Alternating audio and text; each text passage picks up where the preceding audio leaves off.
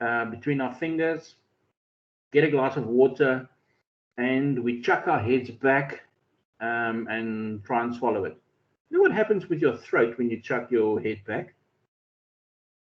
Your throat closes. The best way to swallow a pill is to put your chin in your chest. Put the pill inside, grab a glass of water, take a sip, and put your chin in your chest. That's the widest that your throat will ever be open. So if you want to swallow 2 or 3 pills at the same time, or big ones, try that next time.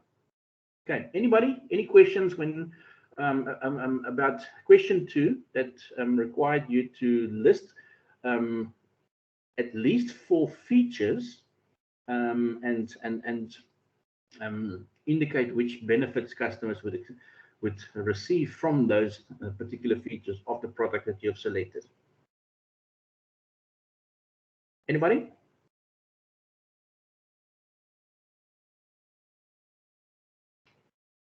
It would be good if you can actually open your assignment that you submitted for yourself, or if you have a printed version, if you can have that at hand, it helps with discussion sessions like this. What I have found is probably the greatest challenge with the answer to this question was that students wrote 2 paragraphs for me, but the manner in which it was presented was done in such a way that if I didn't know the products of this company, and you have to always assume that your marker or moderator doesn't know that, or if my moderator had to maybe have a look at it and he or she would say, I'm not so sure about this, because they don't have the first-hand knowledge of this company like I have, and they could doubt if the answer was presented correctly. Was the fact that in those paragraphs that you have written, it wasn't clearly distinctible if you mention it as a feature or if you are listing it as a benefit. There was, in some cases, not a clear distinction between what's the actual feature, because the benefits, most of you got right, because the benefits of all the products are available on the sites that you visited. It was just not always clear to what particular feature that benefit was linked. Right, let's go to question 3. What you had to do in question 3, objectives, company objectives. Now, I know that some of you spoke to me beforehand, and I got some emails as to exactly what's expected. Well, the rubric that you have on the screen is for you to also use in future as a guideline. And if there are 15 students in the course, probably 3 got it right, where they actually applied the SMART principle to setting objectives. I've made it clear throughout the module that whenever you're setting goals or objectives, which are the same things, apply the SMART principle. Make sure it's specific. Make sure you tell me when Worldwide wants to expand their business globally, and therefore within the next 3 years, therefore they want to go into China in 2022, and they are thinking of entering Australia in 2023. It's a time-based objective. It's a very specific objective. It's a very realistic and achievable objective. Applying the SMART principle. Now, you had to select 3 or name 3 objectives, and where a lot of people lost marks in this particular question was that they did not set the objectives correctly, or they were not clear by applying the SMART principle to setting their goals and objectives. And therefore, when question 3.2 had to be answered, where strategies and tactics had to be defined, and then question 3.3 be applied to the objectives, they came undone.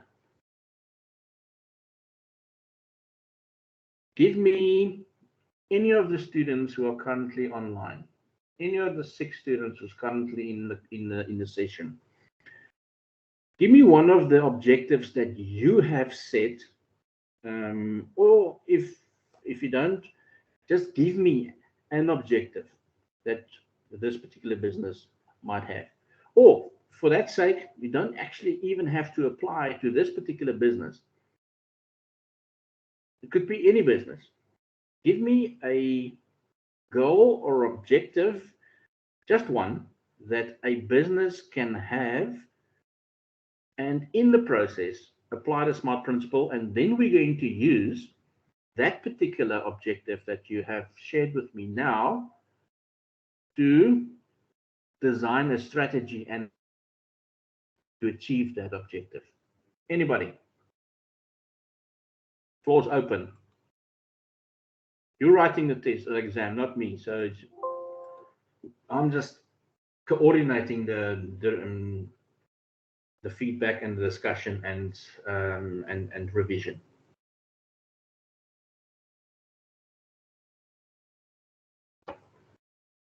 Anybody give me an objective?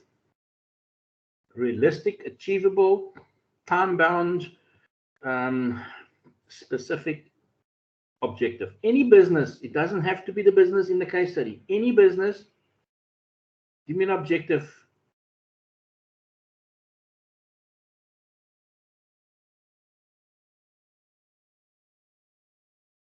So to increase the profits by at least 25% in the next 6 to 12 months. Okay, what business are we in? What type of business or industry? That's basically one of my objectives I wrote for this assignment. But I wrote upcoming months, and I wasn't specific enough with the time frame. Okay. In this case, for if that was one of the objectives that you have set for Win Worldwide, what particular strategy can they apply, bearing in mind that a strategy, but because for 4 marks you had to, for 2 marks you had to give me or define what a strategy is, and for 2 marks you have to define what a tactic is in question 3.2. Excuse me. Where the strategy is a long-term 3 to 5 or a medium-term 3 to 5 year plan for the company to achieve their business objective. Right. If your business objective was to increase your profits by the percentage that you've mentioned over the certain number of years, it ticks all the boxes to make it or tick all the SMART principle boxes. What can we do? What plans do we have to ensure that that particular objective is achieved? A plan could, for instance, be to say that in our attempt, our strategy to achieve that particular objective is to A, ensure that we cut down on certain operational costs by looking at wastage reduction by, say, 10%, and also in the same process have an aggressive marketing drive for 1 or 2 specific products that are good sellers, that basically are the flagship products in our business, because by doing that we can maybe improve their current sales or contribution to the company's profit by, say, 5%. So if our intention is to increase it by, say, 20% in the next 2 years, if we can do it 5% per year on those flagship products, but we can also reduce our cost or our expenses 10%. You know what? That's a strategy. Now, what tactic or tactics can we apply to ensure that that strategy is actually happen? Well, firstly, let's well, it's a dual. We've got dual tactics here. What do we do? What can we do to reduce our operational expenses? Right, small little things. And people, I'm breaking it down now because, but that's the reality of it, and that's to the level where I want you to understand it, because if you do, then you can apply to any situation in any industry, to any business at any time. The tactic could be, for instance, to say, right, the last person leaving the office or his department, for instance, some people work overtime for half an hour, whatever. Make sure that the following is done. And I'll use an example what we've done, for instance, at Stadio. Last person, you've got the 10th period. It finishes at 3:30. You're the last person out of that room. Make sure the windows are closed. Make sure the projection is switched off. Make sure that the computer is switched off. That the lights are switched off. That the door is locked. These are all things that can impact on your bottom line, your expenses. If you had the 10th period on a Friday, like I sometimes have, you know what? If that projector is running, if the lights are on throughout the whole weekend till the first person gets there on Monday morning, it adds to the electricity bill. It adds to the expenses. That's one way. So that's one tactic that we can follow. Make sure that that you take care of your working space, for instance. That you do not that you cut down on wastage, for instance.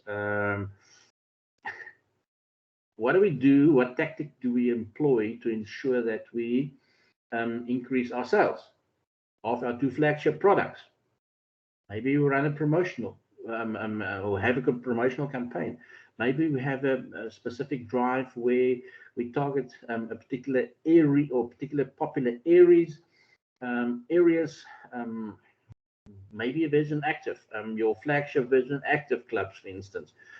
Try and align with them so that you can jointly run a campaign with them for greater awareness.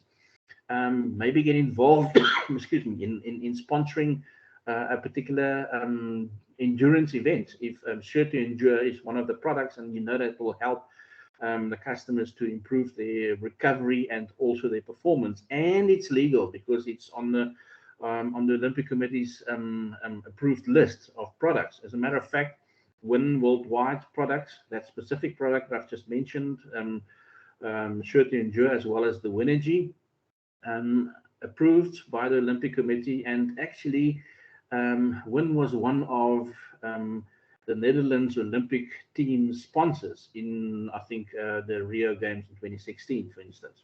Okay, so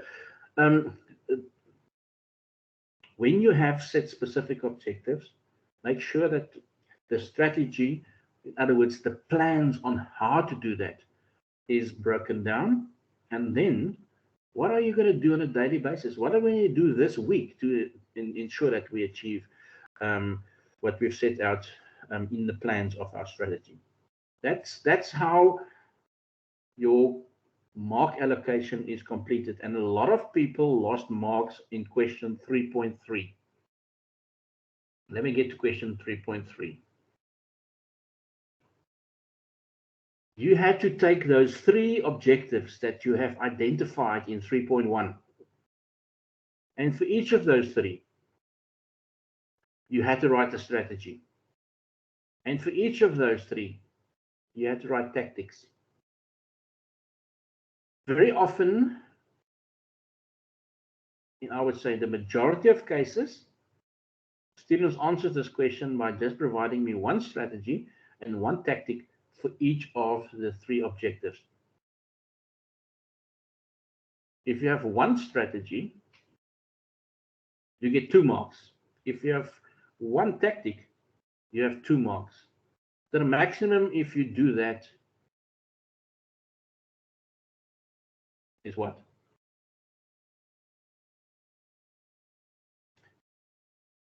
Basically 4 out of 12. Okay, 2 and 2.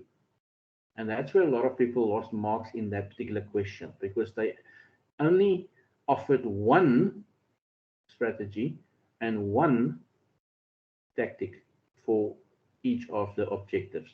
And in some cases, even just 1 strategy and 1 tactic for 1 of the objectives, and not all 3 the objectives, as the question states. Okay. You'll find that some of my comments for students who've made that mistake would be along the line of pay attention to detail. Question 4, for instance, a lot of students in question 4 just didn't even bother to do a mock-up. They didn't look at the mark allocation.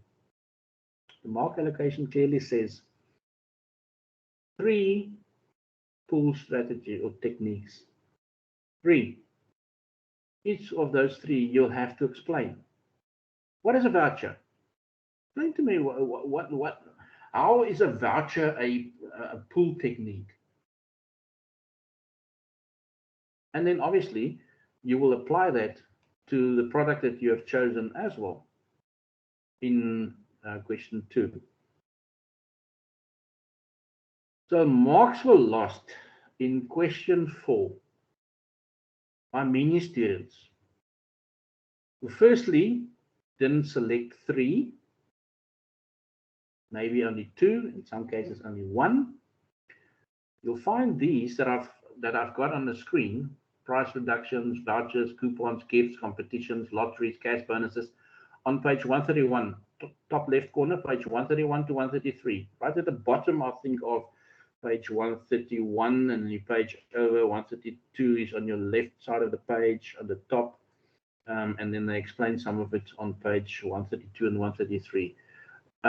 These different pool techniques that can be used.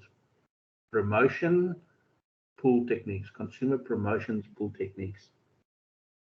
Name it, explain it, and apply it to what the Win Worldwide business is about, and specifically the product that you have selected. Okay. And people, we said quite clearly for this question, please select 3, and then for each of these 3, design a nice little mock-up. Little people, if you selected a voucher, do a quick design of what should be on that voucher. Tell me what the voucher is about. It need to include the product that you can get that's offered as a special.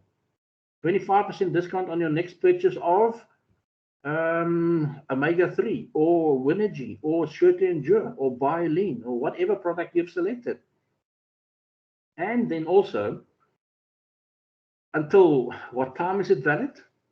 Is it the unlimited promotion, the voucher? How do you use the voucher? Most of you did it. Some didn't even bother and immediately lost 9 marks. Okay. What would I be looking for in a design like that, in a mock-up design?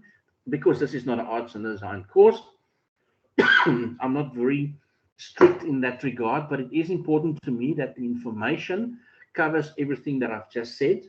It had to include the product. It had to include what the discount is, or what the voucher is about, and who can use it, and is there an expiry date, and all these kinds. In other words, the information about what you're offering for this promotion had to be in there. If you were creative with selection of your background, if you included a photograph or an image of the product, if it was made clear with in bold and large letters that you can, if I look at it immediately, it says voucher. If I look at it immediately, it says buy one get one free promotion. So it's very clear to me what that particular design represents. You would get very high marks. So it's not difficult to. It wasn't a difficult request. Obviously, I do consider that sometimes people don't always have access to all the necessary software to do a proper design. But again, my apologies. How would you get 3 out of 3? Column on the left, on the right, sorry. Why detail range appropriate information regarding the product promotion? Students show creativeness. Design is neat and attractive. Again, here we can apply the AIDA principle. Attention, interest, desire, action. If I see it, would it draw my attention? That's the first thing. If I'm not interested, I'm not going to act on it. Right. Question 5. Any 2 appropriate countries students can focus on to expand your business. Majority of the students got this one spot on. The focus and your justification and your motivation for choosing the countries. I apologize. I'm just going to take a sip of water because I've been battling for 2 days now with this very irritating cough. And believe me, if you're irritated with this, I live with it. Right, I'm back. Majority of you, I was quite surprised. A very nice range of selection. Just one incident, and I'm obviously the student who did it would know. And to be honest with you, I marked this 3-4 weeks ago, so can't recall if it was actually one of you. But one of the students said to me that one of the countries that they would like to expand the business to is California. Now, California is an American state. It's not a country, please. Okay. It did provide a nice chuckle because I think, yes, there are parts in our country and there's parts in every country in the world that do believe that they actually are a country on their own, or they act like it. My son, the one that's still in school, decided to go to UCT. He says, Dad, I'm not going to be seen dead on Stellenbosch, on the Stellenbosch campus. I'm an old Marty myself. I don't mind, but having had the Marty experience and graduating through Stellenbosch University, I realized that because I wasn't born in Stellenbosch, I wasn't raised in Stellenbosch, I wasn't schooled in Stellenbosch, those are sort of the parameters. Everybody else are outsiders. So they definitely, he's still of the opinion, he says that some of his friends who are in schools in Stellenbosch think that that's the beginning and the end of the world. Now, you know what? I've met some Californians while I was in California who actually have the same opinion of California or about California, but California is not a country, it's a state. And it's also originated in Dallas and Texas, but they are operative in quite a number of American states, including California. So I would not expand to an area that already has a presence. But anyway, that was just one of the just something I wanted to share with you regarding this particular question. I was quite surprised with the range of choices. It wasn't the same. It wasn't 10 students giving me 2 countries each, and in total we got to about 12 countries. It was everybody provided me with good motivations for their choices. This was actually a question I enjoyed marking because of the motivations you provided. And that's why we do assignments. Assignments is an opportunity to do research. I mean, you learn more, I learn more by marking it. But this particular question, not too many had any challenges with. And to finish off, let's look at how you get your marks for referencing. I still have students, a very small percentage though, who include their references or the resources that they have accessed in the bibliography or in the reference list, but they don't use it in the text. And the reverse as well. I still have students who use a resource in the text, but they do not include it in their list of references. You've got to do both to get full marks for this particular or for referencing. If your referencing is consistent, if your referencing has a wide range of resources, I'm not just talking about 15 different resources, I'm talking also about a variety, 3 blogs, 5 journal, 7 websites, maybe a textbook, a variety of resources, not just 15 websites, for instance. Okay. Generally, nobody had too many problems there. Also, still with language. I think language sometimes it's just I still have 1 or 2 who battled to end the sentence with with a proper punctuation. Although the next word might start with a capital, you have not indicated if that's the end of the previous sentence or not. By reading the sentence, I can clearly see that it was, but you use the proper punctuation, please. I'm being technical, but you know what? When you have to do research projects in your 3rd year, when you have assignments to complete, you're going to get 0 out of 5 if you make one of those minor mistakes. So please, people, make sure that when you grammar, yeah, occasionally there could be spelling mistakes, but please spell check your things before you submit it. Just small things, but again, nothing major here, but it is important that you know how you marks are allocated or how you can lose marks, for instance. Overall structure, we're looking at obviously at right from the start.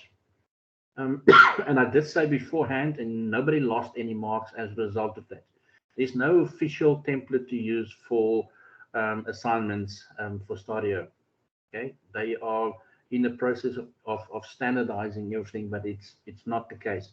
Part of the standardization is that I had to reload all my moderation results onto a different template because that template has changed. And you know what? Sometimes you take a deep breath and you keep your opinion to yourself and you swear in silence, and then you just comply and you do it. It's things.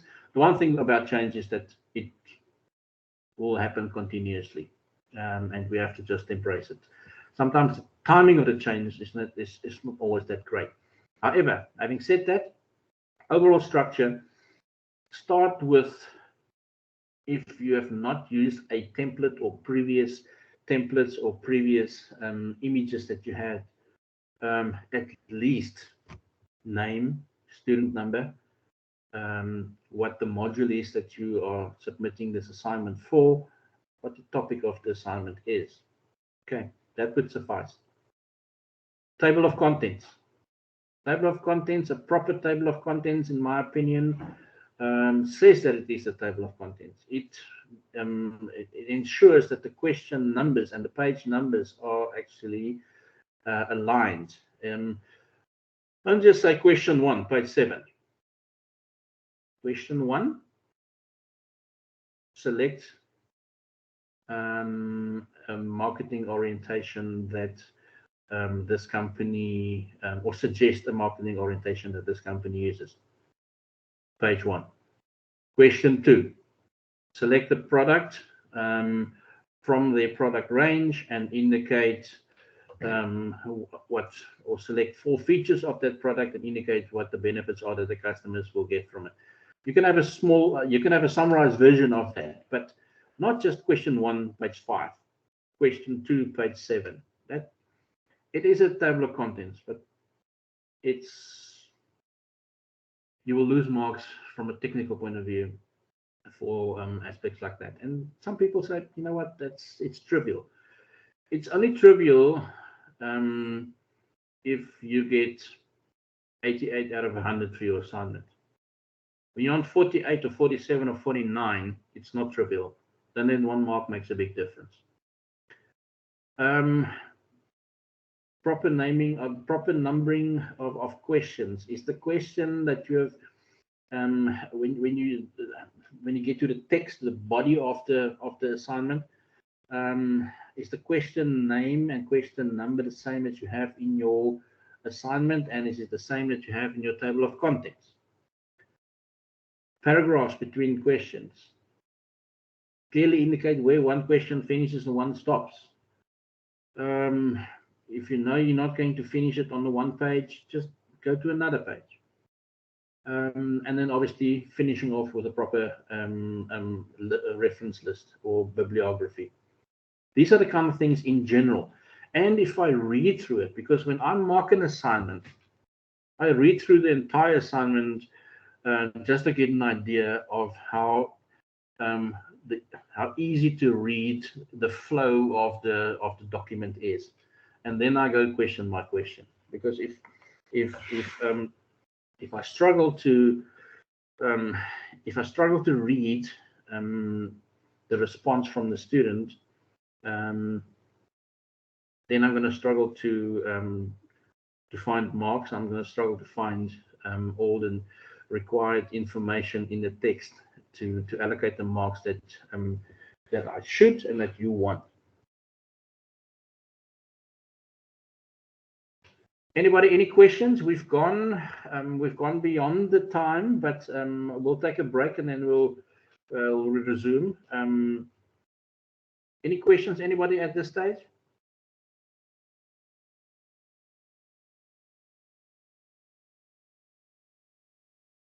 I will upload this onto Canvas. I've got class until 2 o'clock, so it's probably going to be after 2, only that I will upload this onto Canvas. I will upload this onto Canvas for this particular week, and I will upload it